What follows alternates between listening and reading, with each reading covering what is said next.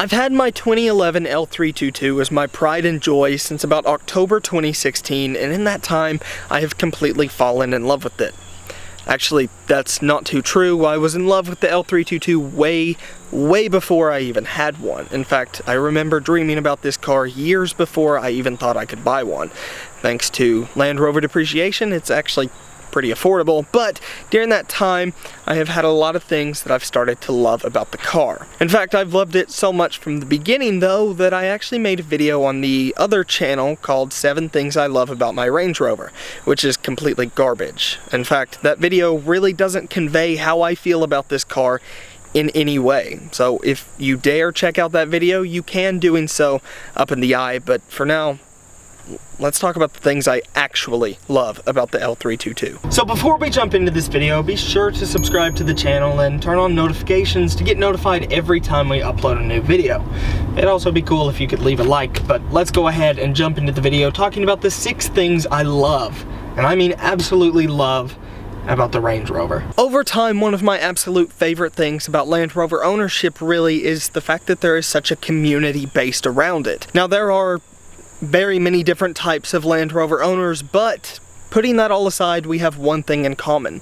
We love the hecticness that is Land Rover ownership. Since buying this one of my favorite things has been getting to know other Land Rover owners and getting to talk about our cars, the things we love about them, the things we don't like about them, what works on theirs, what doesn't work on theirs, what works on mine, what doesn't work on mine, and pretty much every piece of what it's like to own these cars. I love getting to share these parts of it, and that's why I make so many videos about the Land Rover, but pretty much I love the community around Land Rovers. On top of that, Land Rover understands that people absolutely love their cars, and because of that, they give us things like Land Rover Experience and Land Rover Owner's Day, which I will be going to very shortly to test out some of the Land Rovers off-road. Now let's move on to something a bit more superficial, but an equal part of Land Rover ownership, the Posh brand image. This has to be something that has easily become one of my favorite aspects of owning a Range Rover. But just imagine, relishing the journey as much as the destination, because you drive a Range Rover. Sure, this one varies person to person, but what absolutely amazes me about Land Rovers is it really doesn't matter what kind of car collection you have, a Land Rover fits in very well. From the person driving the Bentley and the Ferrari on the weekends, a Range Rover fits well in their garage too, and while it may be a newer Range Rover, or one with more options, or one differently spec'd, there's usually a Range Rover to be found, even if that means it's the wife's daily driver, but we'll ignore that. Overall though, people understand that Range Rovers and Land Rovers in general are really high-end luxury SUVs, even if you can pick up an L322 for about $10,000 now. The brand image is so strong that people have really forgotten what the price of these actually have come down to, which is a good thing because you can feel like you're driving $100,000 when you're driving $20,000 and declining. Help. It's hopeless. One of my favorite memories with the L322 Range Rover is talking to someone who was from the UK and having them tell me that my car was considered very posh where they were from.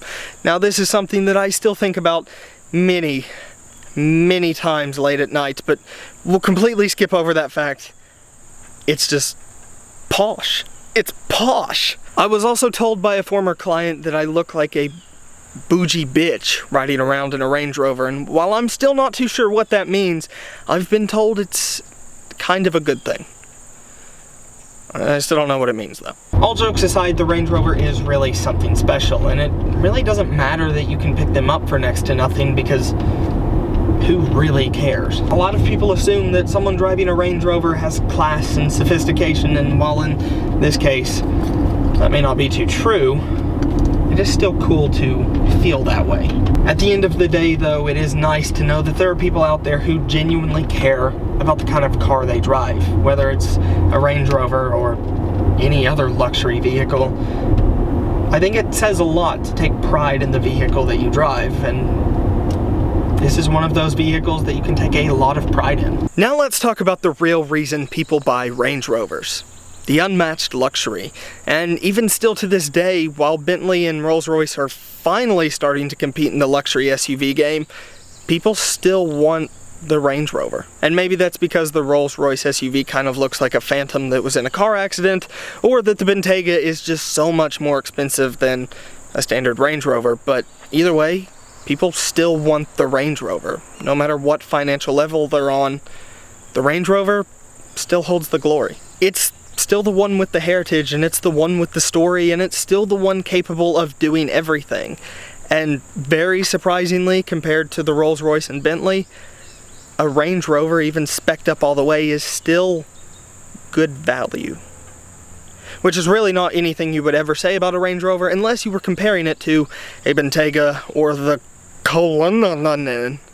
Rolls-Royce Colon, which is about what it looks like. I think I speak for all those girls when I say, "Ew!" The Range Rover has such a high level of luxury that you often forget you're even driving a car with an engine at all, until you press on the accelerator and fly into the garage, which you can check out my last video to know what I mean about that. Most of the time though, you feel like you're floating on a cloud of the softest materials in the world, and it's unlike anything else on the road. Now obviously the L322 is nowhere near the level of sophistication and class and luxury that the L405 has, but at the end of the day it does have pretty much every luxury feature you could ever want. The L405 is packed full of technology, and that's really cool, and it makes the car really interesting to drive, but the L322 is all about the driving experience, or really lack thereof. This thing always feels like you're floating on a cloud of air and pillows, and it's extremely comfortable. Sure, there's the occasional creak and squeak from the aging body parts of a British car, but it's still super comfortable. Like that. You hear it, you don't feel it. It is really a strange experience in this car. From Oxford leather to wood accents to high quality finishes, the L322 Range Rover is really just something exquisite. And really Americans don't use that word, but I'm going to for this case. In other words, you could also say that it is the best 4x4 by far. The best 4x4 by far. The Range Rover is so much more sophisticated than other luxury SUVs, even from the same era.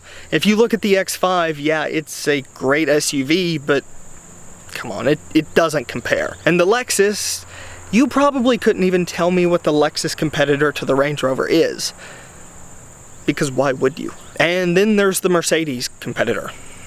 Well, why? Now we'll move on to another one of my favorite parts about Land Rover ownership, and this really does vary from place to place, and it really depends on where you live. So some people may disagree with me on this, but from even the cities I've been to, this still holds pretty true. The L322 Range Rover is still pretty rare. Obviously, if you live in any larger city or an area with a dealership, that's not always the case, but even still, the L322 is a rare breed in Land Rover ownership.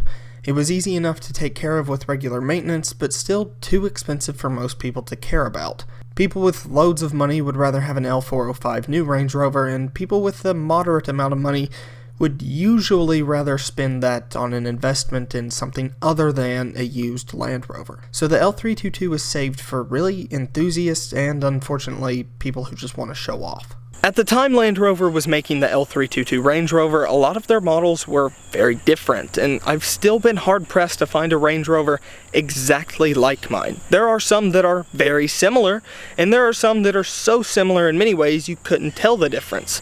But each one of them is different in just a little tiny way.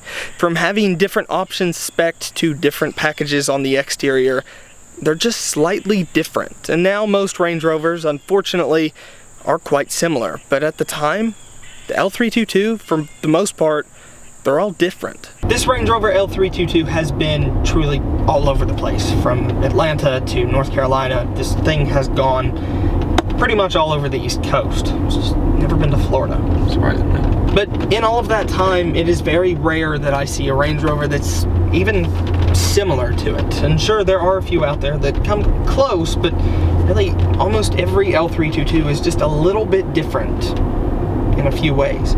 From interior accents to exterior accents to different options selected, I've never really found an L322 exactly like mine, which was pretty easy to do in my 2003 Honda Accord. I would just go down to anywhere. Now obviously once I get closer to a Land Rover dealership about 45 minutes away, the amount of Land Rovers I see increases dramatically, but out here, 45 minutes away from a dealership, there's really not too many, especially L322s of this facelift. And that's another point.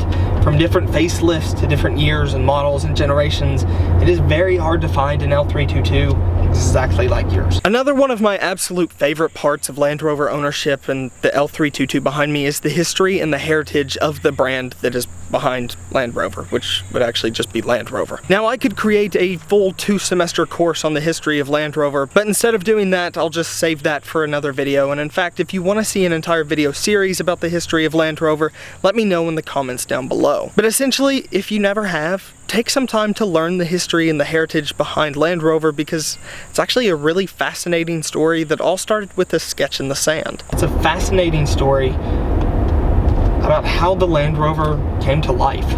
And over the years, it's amazing to see how the Land Rover has progressed, and it really has come a very far way. So much so that they've shifted from the brand image, but only in a way where you could never really tell. They've always been about building the best 4x4 by far, and they still do. Last but certainly not least is something that always amazes me. The feeling I get when I'm behind the wheel. On top of being one of the most luxurious cars on the road, the Range Rover is a pure 4x4 at heart. From a seriously commanding driving position to some of the best capability from a luxury 4x4, the Range Rover can truly do it all. I've used the Range Rover to move our offices about 4 times now, and while the rear passenger legroom is very lacking compared to other luxury cars at the time, and really any time, it's quite horrible, when you fold the rear seats down, there's a football field in the back of that thing.